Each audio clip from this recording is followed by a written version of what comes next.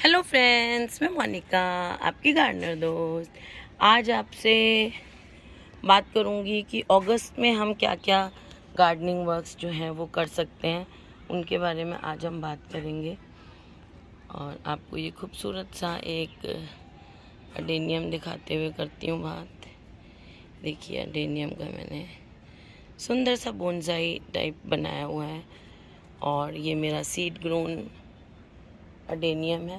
Adenium के seeds भी अब हम लगाएंगे, सितंबर में लगाएंगे, अभी अगस्त में भी लगा सकते हैं। वैसे फरवरी भी इसका बहुत अच्छा मौसम होता है। तो अब बारिश जो है वो हो भी रही है और काफ़ी बारिश हो भी चुकी है और अब टाइम आ गया है कि थोड़े दिनों में बारिश आना बंद हो जाएगी। तो बारिश जब थोड़ी सी जाने वाली है, ये वाला मौसम हम कह सकते हैं, कहीं कहीं एक स्पेल और आ सकता है। बाकी अब बारिश थोड़ा सा जाने की रिटर्न मोड में है। तो इस महीने अब हम क्या क्या काम कर सकते हैं उस पे हम बात करेंगे।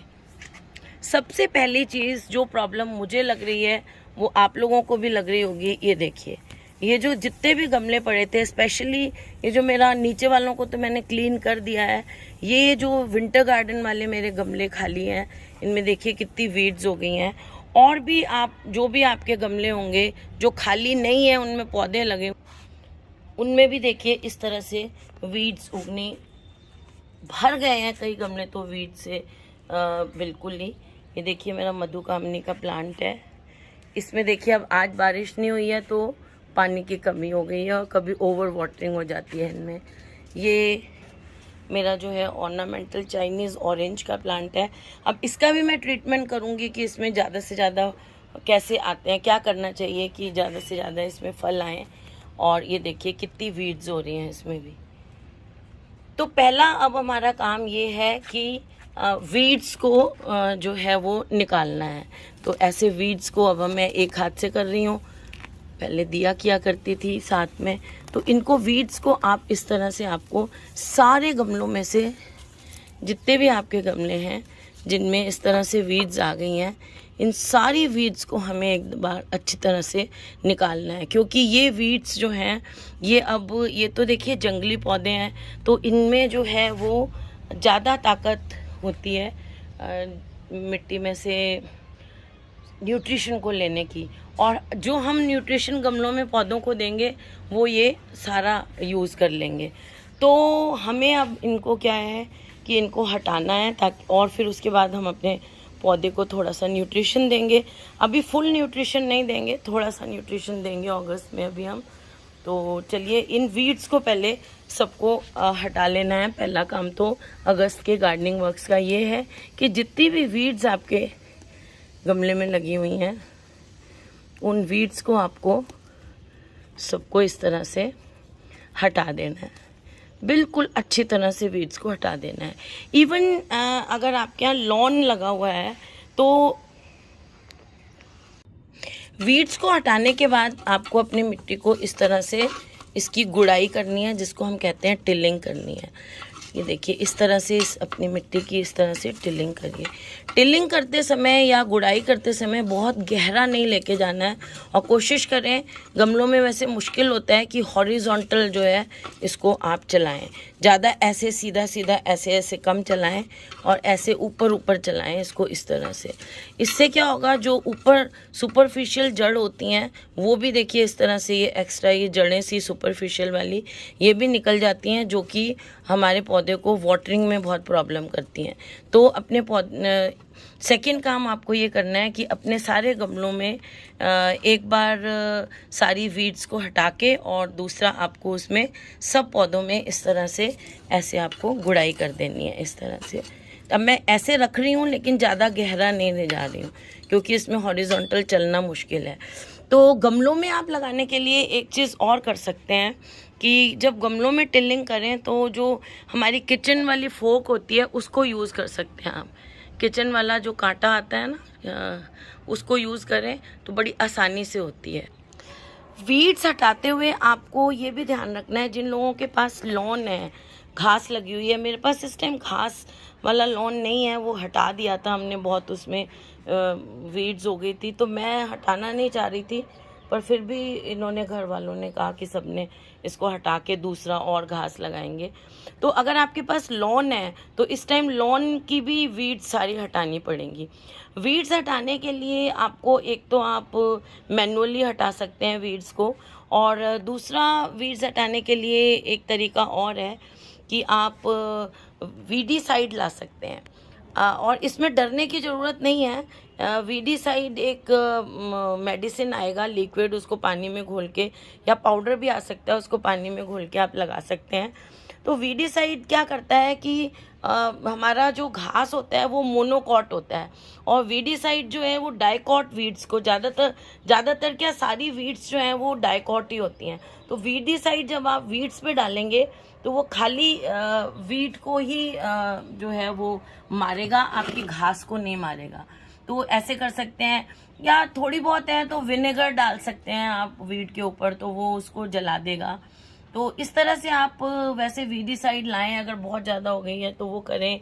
लॉन को क्लीन करें, उसके ऊपर जो है वो पत्ते वगैरह अगर सूखे गिर गए हैं आपके लॉन के ऊपर तो वो पत्तों को हटाएं आप। किसी टूल से उसको हटा सकते हैं पत्तों वगैरह को। घास को आपको काटना है इस टाइम अगर लॉन है आपके पास, और बहुत नीचे तक नहीं काटना है। एक नीचे से जैसे 1 इंच रह जाए इतना काटना है। बहुत नीचे से काटेंगे तो क्योंकि बारिश से ना घास बहुत लंबा हुआ होता है तो नीचे से वो ब्राउन ब्राउन निकलता है, इसलिए घास को जो है वो 1 इंच रख के नीचे इस तरह से सेटिंग मशीन की करवाएं। तो इस तरह से घास को काटना है, वीड सारे निकाल देने हैं, पत्ते हटा देने हैं, और उसके बाद अब फिर घास को खाद देनी है। जो खाद है वो हमें गोबर की खाद या वर्मी कंपोस्ट नहीं देना है। वर्मी कंपोस्ट तो फिर भी चल जाता है, लेकिन मैं इसको अवॉइड ही करती हूँ क्योंकि घास जो है वो खाने वाली चीज़ तो होती नहीं है। इसलिए घास में क्या होता है कि अगर हमें गोबर का खाद वगैरह डालते हैं तो जो एनिमल्स ने कोई वीड खा रखी होती हैं तो उन वीड्स में जो सीड होते हैं कोई वो खा लेती हैं, जो वो उनके उसमें निकलते हैं गोबर में, तो वो हमारे घास को ख़राब करते हैं। इसलिए घास में आप कोशिश ये करें कि एक तो पोटेशियम नाइट्रेट वाला आता है, उसको घोल के पानी में 1 लीटर में 1 चम्मच, छोटा चम्मच के हिसाब से वो अपने उसको दें, घास को दें। उससे आपका घास बहुत ग्रीन और अच्छा होगा। और पोटेशियम नाइट्रेट ही दें, वो बहुत अच्छा रहेगा। और अगर कोई लोग यूरिया देना चाहते हैं तो वो भी घास के लिए अच्छा होता है, लेकिन वो उसका डाइल्यूशन जो है वो आप 1 लीटर में 1/4 चम्मच ही डालें तो अच्छा रहेगा। जलने का डर रहता है तो घास जले नहीं। इस तरह से उसको अपने घास को स्प्रेयर से स्प्रे भी कर सकते हैं और पूरा अच्छी तरह से फव्वारे में डाल के दे भी सकते हैं। लेकिन ये याद रखना है आपको कि वो सुबह अर्ली मॉर्निंग या इवनिंग में दे तो अच्छा है। और यूरिया अगर आप देते हैं ना तो वो बहुत ही ज़्यादा एहतियात से दें। बहुत 1/4 चम्मच 1 लीटर में ही डालें, ज़्यादा नहीं डालें। 1/4 से भी कम डाल सकते हैं आप, ज़्यादा बिल्कुल नहीं डालना है उसको आपको। तो उससे क्या होगा कि जलने का डर रहता है, इसलिए यूरिया कम डालें क्वांटिटी में। तो और बस एक बार डालें अभी अगस्त की बात जो मैं कर रही हूँ। और पोटेशियम नाइट्रेट डाल सकते हैं 1 लीटर में 1 छोटा चम्मच, वो बहुत अच्छा है। हमने किसी भी आपको एग्रीकल्चर शॉप पे मिल जाएगा, उसका स्प्रे करें तो आपका जो घास है वो ग्रीन होना शुरू हो जाएगा, जो नीचे से ब्राउन निकले। जो आपके फ्लावरिंग प्लांट्स हैं उनकी आप डेड हेडिंग, जैसे जो भी फ्लावर्स खिल चुका है उसको आप हटाते जाएं। ये बहुत ज़रूरी है, इस टाइम आप डेड हेडिंग करें।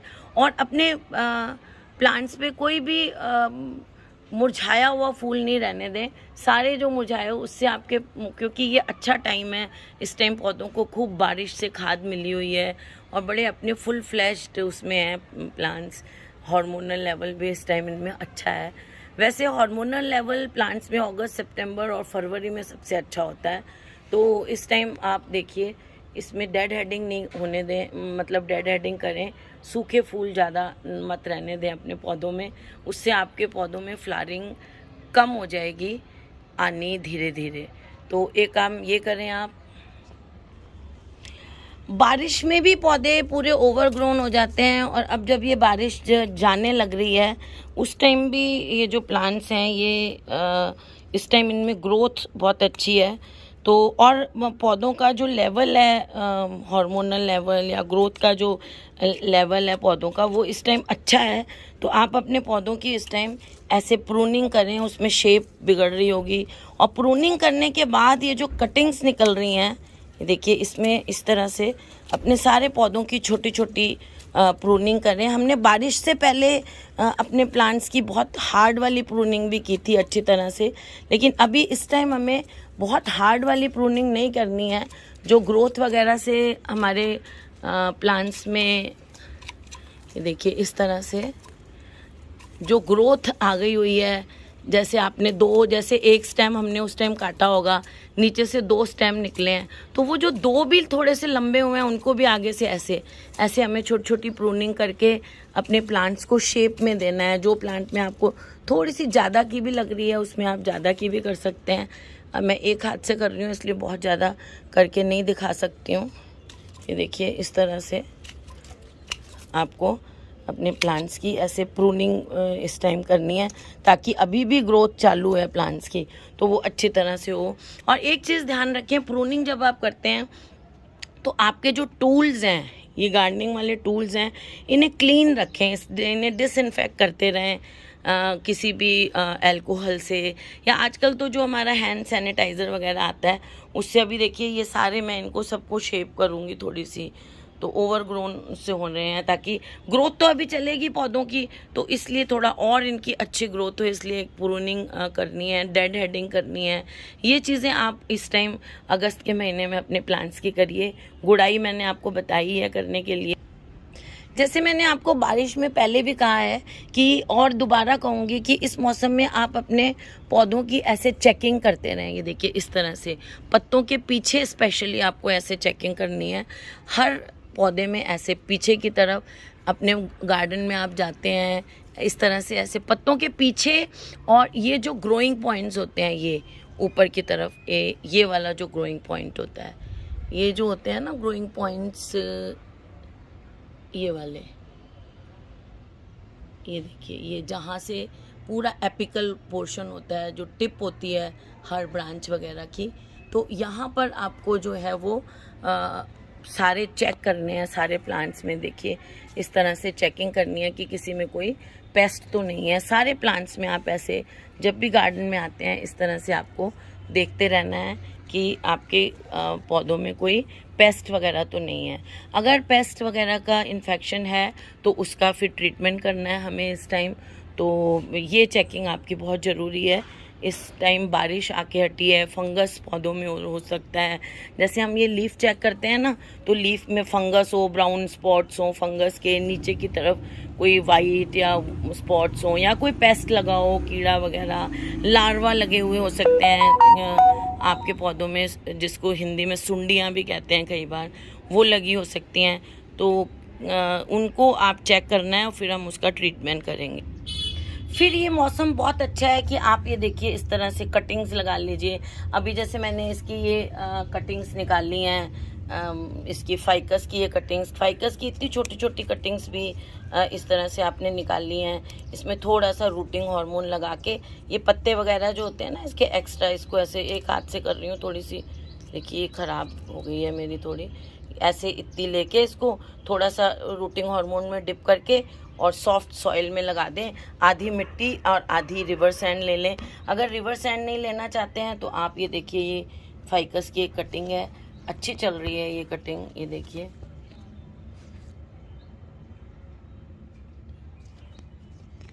अच्छी चल रही है। ये देखिए कटिंग आपको ऊपर तक मैं दिखाऊं तो इस तरह से आप कटिंग लगाइए। ये देखिए ये मैंने लगाए हुए हैं, ये लगाई हुई है सेंसिवेरिया की एक वैरायटी की कटिंग लगाई हुई है, और ये मैंने लगाया हुआ है मोरपंखी की कटिंग लगाई हुई है। ये देखिए आपको मैं दिखाऊं, मैंने कोलियस की लगाई हुई है। तो ये बहुत अच्छा टाइम है, इस टाइम आप कोलियस की कटिंग लगाएं और सिंगोनियम की कटिंग लगाएं। इस टाइम आप फाइकस की जो भी कटिंग आप लगाना चाहते हैं, हिबिस्कस की लगाएं। इस टाइम आप बोगनविलिया की कटिंग लगाएं। कटिंग्स के लिए ये बहुत अच्छा टाइम है। और कटिंग कैसे लगानी है इस पर मैंने अभी थोड़े दिन पहले वीडियो डाली थी, वो आप ज़रूर देखें, और उसको देख के आप लगाएंगे तो आप मुझे बाद में कमेंट में बताना कि आपने जो तरीका बताया था उससे बहुत अच्छी कटिंग्स लगती हैं।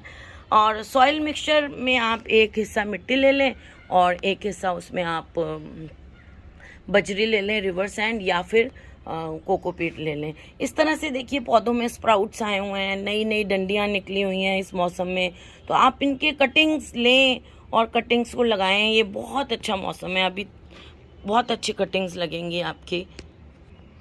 और इस टाइम भी आप अपने रिपोर्टिंग वगैरह कर सकते हैं बहुत अच्छी तरह से। आपको अगर कोई रिपोर्टिंग करनी है किसी प्लांट की, तो वो ये बहुत अच्छा टाइम है करने का। किसी प्लांट की रिपोर्टिंग करनी है वो आप अभी भी कर सकते हैं, इस मौसम में भी। सितंबर तक रिपोर्टिंग वगैरह आप कर सकते हैं अच्छी तरह, अभी भी कर सकते हैं। और ये देखिए, ये मैंने अब मेरा एक फाइकस था उसको बोनसाई पॉट में शिफ्ट कर दिया है। अच्छा सा लुक आ रहा है इसका, ये देखिए। मैंने इस बार शायद नहीं बनाई, हमेशा मैं बनाती हूँ। क्राइसेंथेमम की कटिंग जो है, जैसे ही मौसम शुरू होता है बारिश का, उसी टाइम क्राइसेंथेमम की छोटी छोटी कटिंग्स 1-1, 2-2 इंच की एटलीस्ट लेके लगा दी जाती है। तो ये देखिए, ये जो कटिंग्स लगी हुई हैं, अब ये कटिंग्स अगर 3 इंच 4 इंच की हो गई हैं, तो इन कटिंग्स को रिपोर्ट करने का टाइम आ गया है। इनको आप जो है वो, अब इन कटिंग्स को देखिए रिपोर्ट करने का टाइम आ गया है। ये कटिंग्स जो हैं, अगर आपकी इतनी बड़ी बड़ी ये कटिंग्स हो गई हैं, तो अगस्त में इन कटिंग्स को आप कोई भी, देखिए मैं आपको ऐसे निकाल के दिखाती हूँ, इस तरह से इन कटिंग्स को लें। देखिए इनका रूट सिस्टम अच्छा डेवलप हुआ है। तो इन कटिंग्स को अब ये जो 6 इंची के या ये 4 इंची के जितना भी है, ये वाले साइज़ के जो पॉट हैं, ये मुझे एग्जैक्टली 6 तो नहीं लग रहे हैं, शायद 4 इंची का हो ये। तो इनमें इसको शिफ्ट करने का, ऐसे इनको शिफ्ट करने का टाइम आ गया है। ये देखिए, इन कटिंग्स को आप इन पॉट्स में शिफ्ट करेंगी तभी इनकी ग्रोथ अच्छी होगी। ये देखिए, इनको जब हम ऐसे रिपोर्ट करते हैं, जब इनको रिपोर्ट करेंगे तो इनमें हमें थोड़ा सा DAP डालना पड़ेगा। ये देखिए, इन कटिंग्स को अगर हम ऐसे शिफ्ट करते हैं, हम इस तरह से अगर शिफ्ट करते हैं, ये देखिए ऐसे मैंने इस टाइप के इतने गमलों में शिफ्ट करने का टाइम आ गया है। और इसमें देखिए ये थोड़ी सी इतनी सी, कितनी मैंने, मेरा ख्याल 1/4 छोटा वाला स्पून है, उसके करीब थोड़ा सा ये जो मेन स्टेम होता है इससे दूर रखते हुए, इसके पास नहीं रहना चाहिए, रिम के साइड, क्योंकि जड़ें हमेशा रिम के साथ में बढ़ती हैं।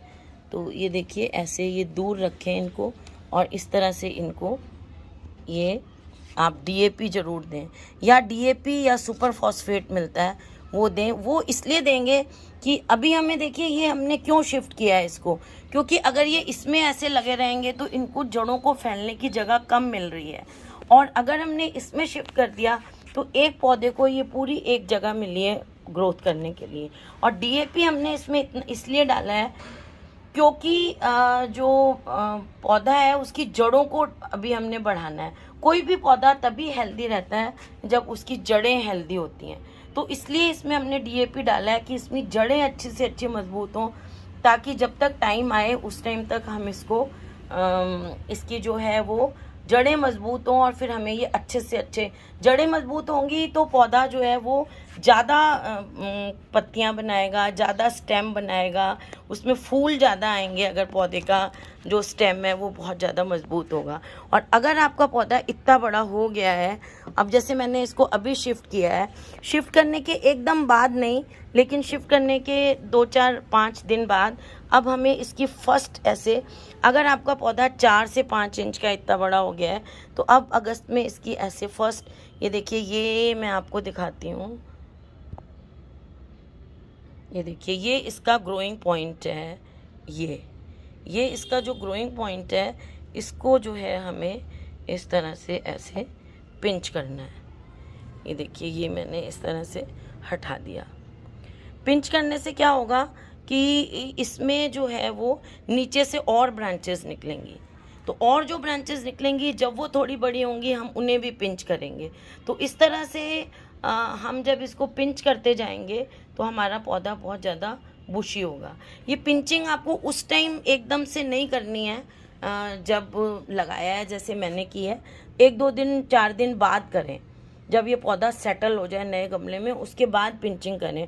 मैं आपको इस टाइम बताना है कि अगस्त में क्या कर सकते हैं, इसलिए मैंने अभी कर दी है साथ के साथ। आप थोड़ा सा 2-4 दिन पौधे को सेटल होने दें नए गमले में और उसके बाद करें।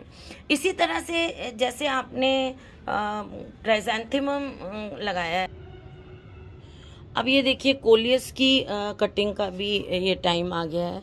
देखिए कोलियस की भी छोटी छोटी कटिंग्स लेके लगा लें। बारिश में भी लगा सकते हैं, लेकिन जिन्होंने अभी नहीं लगाई है वो इस टाइम कोलियस की कटिंग भी लगा सकते हैं। ये देखिए इस तरह से छोटी छोटी कटिंग्स कोलियस की लीजिए। और ये मिट्टी है, देखिए इसमें ऐसे फिंगर से होल करें। कोलियस की कटिंग में कोई आपको ज़रूरत नहीं है वो लगाने की, रूटिंग हार्मोन वगैरह। ये देखिए इसकी कटिंग लगाने का भी टाइम है, अगर अगस्त में ये करिए आप। और फिर ये देखिए ये मैंने पहले कटिंग लगाई हुई है, इसकी कलांचू की कटिंग है, ये देसी वाला। मेरे पास रेड वाले कलांचू की भी बहुत सारी कटिंग्स हैं, वो ग्राउंड फ्लोर में लगी हुई हैं। वो अभी मैं वीडियो बनाने फिर वहाँ जाऊँ, तो इसलिए मैं यहाँ अभी इसी की बता देती हूँ। तो कलांचू अगर आपके पास है तो उसकी भी कटिंग इस टाइम आप लगा सकते हैं बना के। अच्छी तरह से बच गया है, जो जिनका सर्दियों में कलांचू बच गया है गर्मियों में, तो ये देसी वाला कलांचू है, ये बड़ी आसानी से बच जाता है। और दूसरा वाला कलांचू जो है वो हमारे यहाँ इतनी गर्मी होती है, मुश्किल होता है बचना, लेकिन रेड वाला मेरा बच जाता है। अब ये देखिए कलांचू है, इसमें भी हम रूटिंग हार्मोन लगा भी सकते हैं और बिना रूटिंग हार्मोन के भी लगा सकते हैं। इनको हम ग्राउंड फ्लोर में लगे हुए हैं तो उनकी भी मैंने कटिंग्स बहुत लगी हुई हैं, उन कटिंग्स को भी अलग करूँगी, उस पर भी एक वीडियो बनाऊँगी। तो इस तरह से ये कटिंग्स लगा लीजिए। गेंदे के बीज लगा लीजिए इस टाइम आप। इस टाइम आप गलाडिया के भी लगा सकते हैं, अच्छा है। जीनिया के बीज लगा लीजिए। इस टाइम आप ब्लॉसम के लगा लीजिए, वो बहुत अच्छे। ब्लॉसम नहीं, बालसम के, सॉरी ब्लॉसम बोल दिया, बालसम के सीड इस टाइम लगाइए आप, अच्छे चलेंगे। विंका के लगा लीजिए। ये कुछ जो फ्लावर्स हैं इनके सीड्स आप इस टाइम बहुत अच्छी तरह, जीनिया बहुत अच्छा चलेगा लगाएंगे आप। बालसम बहुत इस टाइम इस मौसम का बहुत अच्छा, बालसम बहुत चलता है इसमें। और तो इस तरह से, और ये जो इस सीज़न में लगने वाले सीड्स हैं ये आप इस सीज़न में लगा सकते हैं। अभी आप जैसे गेंदे लगाएंगे, फिर उनकी थोड़ा सा, जैसे गेंदे का पौधा का भी यही है, जैसे इतना बड़ा हो गया, फिर आप ऊपर से पिंचिंग करें एक, फिर साइड में 2 ब्रांचेस निकलेंगी, फिर जब वो इतनी इतनी ग्रो कर जाएंगी उनकी भी पिंचिंग करेंगे। तो इस तरह से गेंदे का पौधा भी बुशी हो जाता है, और जितना बुशी पौधा होगा उतने अच्छे आपको फ्लावर्स देगा। तो गेंदा, जीनिया, गर्मी में जीनिया कहते हैं, जीनिया गर्मी में इतना अच्छा नहीं चलता है। अभी आप जीनिया लगाएंगे तो जीनिया बहुत अच्छा चलेगा। गलाडिया भी लगा सकते हैं, वो भी बहुत अच्छे इस टाइम आपको उग गया तो फ्लावर्स देगा। 1-2 और फ्लावर्स इस मौसम के बहुत अच्छे हैं, वो मुझे अभी याद भी नहीं आ रहे, मैं डिस्क्रिप्शन में उनका नाम डाल दूंगी आपको। कभी कभी वीडियो बनाते हुए ना कोई चीज़ आपको एकदम से याद भी नहीं आती है, तो ऐसा बहुत हो जाता है मेरे साथ। तो दिया याद दिला देती थी, अब इस टाइम दिया गई हुई है तो फिर अब मेरे को नहीं याद आ रहा, तो बाद में ही आएगा फिर।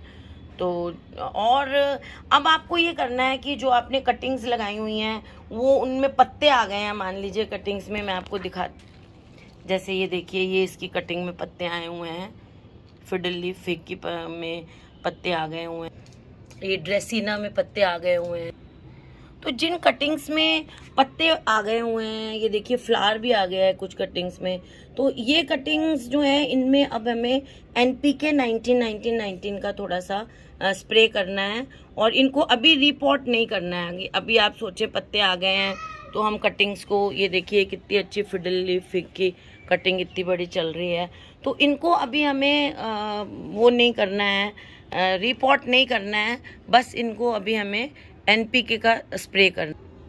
अब इस टाइम ये एक बहुत इम्पॉर्टेंट जो है वो काम है जो आपको अपने पौधों में करना है, वो ये है कि इस टाइम आपको एनपीके एक बार अपने जितने भी परमानेंट प्लांट्स हैं, छोटी छोटी कटिंग्स जिनमें अच्छे पत्ते आ गए हैं उन पत्तों पर और सब पे आपको इनको अच्छी तरह से एनपीके 19-19 का स्प्रे कर दें। या फिर आपने अगर ऑर्गेनिक लिक्विड फर्टिलाइज़र बनाया हुआ है, जो मैं गोबर के साथ बनाती हूँ, गोबर सरसों खली वगैरह के साथ, उसको आप एक बाल्टी में ले लें, एक डब्बा उसका जो नहाने वाला डब्बा होता है वो डाल के इतना डाइल्यूशन करके और उसको आप स्प्रे बॉटल में डाल के उसको स्प्रे कर सकते हैं, वो आप कर सकते हैं। या फिर एनपीके जो है वो अच्छा इस टाइम रिजल्ट देता है।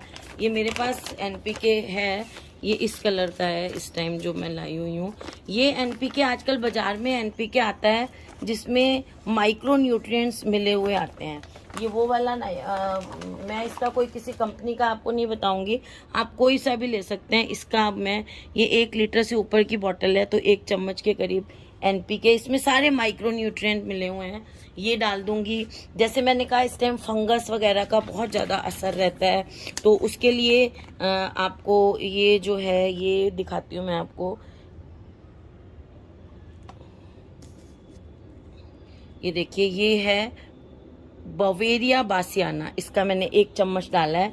ये है बोवेरिया, ये देखिए इसका नाम अगर आपको दिख रहा हो तो ये दिखाने की कोशिश करती हूँ मैं, अगर आपको दिखे तो।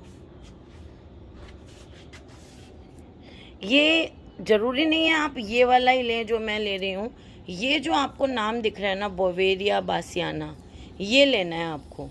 ये पाउडर फॉर्म में भी मिलता है, लिक्विड भी मिलता है। तो ये जो है ये किस कंपनी का है आप इस पे ना जाएं, आपको सिर्फ ये बोवेरिया बासियाना लेना है। ये ऑर्गेनिक जो वो है, ये एक तरह का फंगस ही होते हैं ये, जो कि दूसरे जो जितने भी पेस्ट होते हैं ना हमारे प्लांट्स में, कोई भी जो एफिड्स हैं और वाइट फ्लाइज हैं और जो भी हैं सारे मिली बग्स हैं, जितने भी हैं, उनके लिए ये बहुत अच्छा रहता है। जैसे मैं आपको केमिकल में इमीडाक्लोप्रिड बताती हूँ, उसी तरह से ये बहुत अच्छा रहता है। बोवेरिया बासियाना ये लगाएंगे। और एक मैंने ये मंगाया हुआ है ट्राइकोडर्मा, आप लोग जानते ही हो मैं बहुत ज़्यादा यूज़ करती हूँ। ये देखिए ट्राइकोडर्मा है, ट्राइकोडर्मा विल्डी, इसका भी 1 चम्मच 1 लीटर में। ये मैंने इस बार लिक्विड लिया हुआ है। वैसे मैं ये एक बार बॉटल को अच्छी तरह से शेक कर लिया करें डालने से पहले। मैं पहले पाउडर डाला करती थी अब, और इनका क्या है कि थोड़ा आप ज़्यादा भी डाल दोगे तो कोई फ़र्क नहीं पड़ता है क्योंकि ये ऑर्गेनिक हैं। और अगर बहुत ज़्यादा लार्वा वगैरह रहते हैं तो ये एक लार्वा वगैरह के लिए भी बहुत अच्छा। देखिए ग्रीन लार्विसाइड, ये भी ऑर्गेनिक होता है, इससे केमिकल नहीं है। ये भी आप इस तरह का भी लाके डाल सकते हैं। तो इसमें हमने एनपीके डाल लिया, बोवेरिया बासियाना डाल लिया और ट्राइकोडर्मा डाल लिया। तो ये अगर आप इसमें थोड़ा सा वो डालना चाहते हैं एप्सम सॉल्ट, तो आधा चम्मच के करीब एप्सम सॉल्ट भी डाल सकते हैं। अभी मेरे पास एप्सम सॉल्ट इस टाइम अवेलेबल नहीं है तो मैंने एप्सम सॉल्ट नहीं डाला है। तो और लेकिन ये 3 चीज़ तो बहुत ज़रूरी है इस टाइम पौधों पे स्प्रे करने के लिए। तो इसको आप ऐसे लेके स्प्रे बॉटल में ऐसे डाल के, ज़्यादा पौधों को डालना होता है तो मेरे पास तो वो बैटरी वाला जो चार्जेबल वाला स्प्रेयर है उससे मैं डाल देती हूँ। ये लेके तो जैसे आपके ये वाला पौधा है इस पे मैंने डाल दिया। और डालते वक्त आपको पीछे की तरफ ज़रूर डालना है क्योंकि पौधे जो हैं वो अपनी पत्ते जो हैं वो लोअर जो नीचे वाली जो इनकी सरफेस होती है उससे मैक्सिमम एब्जॉर्ब करते हैं किसी भी चीज़ को। अब ये देखिए, ये जो मैंने कटिंग्स लगाई हुई हैं ये वाली, इनके ऊपर भी डाल रही हूँ। लेकिन जो रिपोर्ट करनी है उसको एकदम से ना डालें, रिपोर्ट वाली पे आप 2-4 दिन रुक के डालें। और बाकी आप अपनी कटिंग्स जिनमें पत्ते आ गए हुए हैं और बाकी जितने भी आपके गार्डन में इस टाइम प्लांट्स हैं जिनकी ग्रोथ अच्छी हो रही है, उनमें आप इस तरह से जो है सारा स्प्रे जो है वो अच्छी तरह से इसका कर सकते हैं आप। ये देखिए ऐसे सारा ये जो यहाँ पौधे पड़े हैं इन पे करके मैं आपको दिखा रही हूँ, ये देखिए। और अगर आपके पास फ्लावरिंग प्लांट्स हैं और उनमें आप थोड़ा सा केमिकल में जाना चाहते हो तो उसमें भी आप ये देखिए ये कॉम्बिनेशन वाला 13-40-13 वाला या इस तरह का कोई जिसमें फॉस्फेट ज़्यादा हो, इस तरह का कोई एनपीके, ये भी एनपीके है। NPK का मतलब पहला नंबर नाइट्रोजन का है, फर्स्ट नंबर नाइट्रोजन, दूसरा फॉस्फोरस और तीसरा पोटेशियम। इसमें इतना नाइट्रोजन इतना फॉस्फोरस, ये रेशो है इन चीज़ों का इसमें। तो आपको जिसमें फॉस्फोरस का रेशो ज़्यादा हो ऐसा वाला NPK लेना है आपको, और उसमें फ्लावरिंग प्लांट्स पे आप उसका छिड़काव कर सकते हैं। ये छिड़काव जैसे मैं कह रही हूँ कि अगस्त तक बातें बता रही हूँ आपको, तो एक बार करना है ये छिड़काव आपको। और ये जो मैं डाल रही हूँ इसमें बवेरिया बासियाना और ट्राइकोडर्मा, इसको डालने से क्या होगा, आपके पेस्ट होंगे नहीं, और जो पेस्ट या फंगस लगा हुआ है पौधों में वो हट जाएगा। तो ये स्प्रे आपको ज़रूर करना है।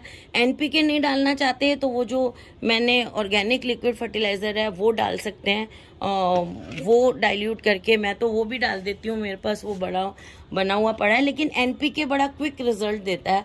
तो अब अगर हमें पौधों को खाना नहीं है तो ऑर्नामेंटल में आप दे सकते हैं, बहुत ज़्यादा नहीं तो महीने में एक बार ये स्प्रे कर सकते हैं।